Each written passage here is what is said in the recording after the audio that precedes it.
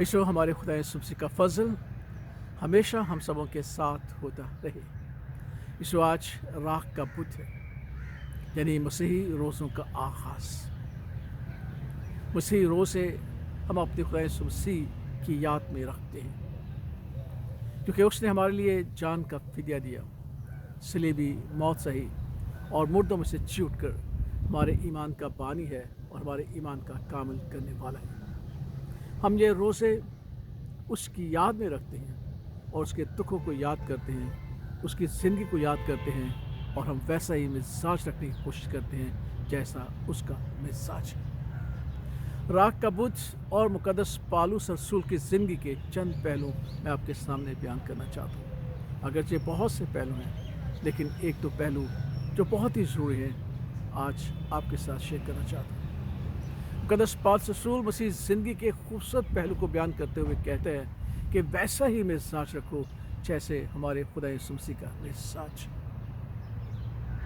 वैसे ही सोच रखो, वैसा ही ख्याल रखो, वैसे ही मोहब्बत रखो, वैसा ही रवैया रखो कि जो रवैया, जो मोहब्बत, जो सोच, जो ख्याल हमारे खुदा यीशु मसीह का है वो एक मसीह ज़िंदगी का होना चाहिए। खुदा यीशु मसीह में नई ज़िंदगी के तजर्बे को बयान करते मुकद्दस पालूस रसूल दूसरा पहलू बयान करते हुए कहते हैं, वो ये है कि मैं अब मसीह के साथ मसलूब हुआ हूँ। अब मैं ज़िंदा ना रहा बल्कि मसीह मुझ में ज़िंदा है। अब जो इस जिस्म में, इस बदन में मैं जो ज़िंदगी बसर करता हूँ, किसी और एतबार से ज़िंदगी बसर नहीं करता, ना इंसानी एतबार से ज़िंदगी बरता हूँ, ना इंसानी सोच के एतबार से, ना दुनियावी ख्वाहिशात के एतबार से, ना दुनिया के एतबार से ज़िंदगी बसर करता हूँ। अगर मैं इस जिस्म में अब ज़िंदगी बसर करता हूँ तो खुदा यीशु मसीह यानी खुदा बाप के बेटे पर ईमान रखने के बायस करता हूँ, जिसने अपने आप को मेरे गुनाहों के लिए सलीब पर हवाले कर दिया। जो राख का बुत हमें ये सिखाता है कि अब हम जिंदा नहीं रहे बल्कि मसीह हम में जिंदा है।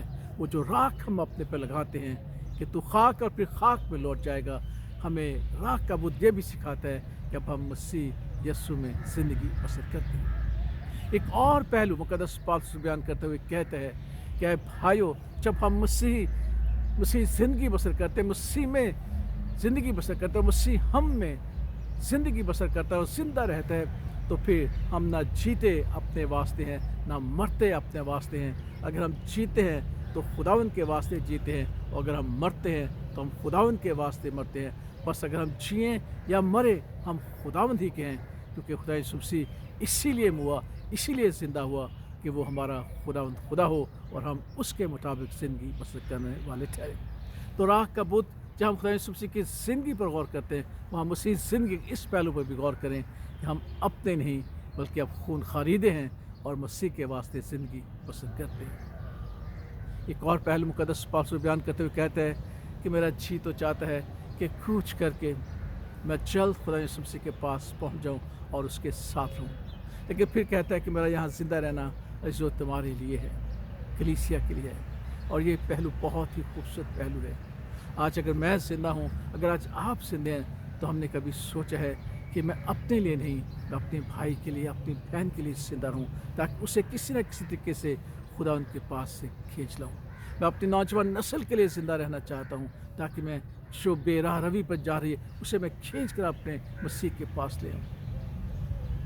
हम जानते हैं कि दुनिया की आजमाइशें बहुत ज़्यादा हैं। जो आजमाइशों में घिरे हुए हैं, मैं उनके लिए ज़िंदा रहना चाहता हूँ, ताकि उन्हें मैं मसीह के पास ले आऊँ, ताकि वो आसमानी बाप की गोद में, उसके घर में क़याम कर सके। राख का बुत हमें सिखाता है कि मसीह हमारे लिए दुखी हुआ, मसलूब हुआ, मौत सही और मुर्दों में जी उठा। क्या आज मैं अपने आप को जो मसीह यीशु में ज़िंदगी बसर करता है, जो यीशु मसीह ही में ज़िंदगी बसर करते हुए उसी के लिए जीता और मरता है, क्या मैं इसलिए ज़िंदा हूँ कि मैं अपने लिए और अपने बहन भाइयों के लिए इस्तेमाल होकर उन्हें खुदा की बादशाही का वारिस रहूँ? तो फिर राख का बुत बनाते हुए इस बात को ज़रूर याद रखेगा कि वैसे ही मिजाज रखता है जैसे हमारे खुदा यीशु मसीह का है। आमीन।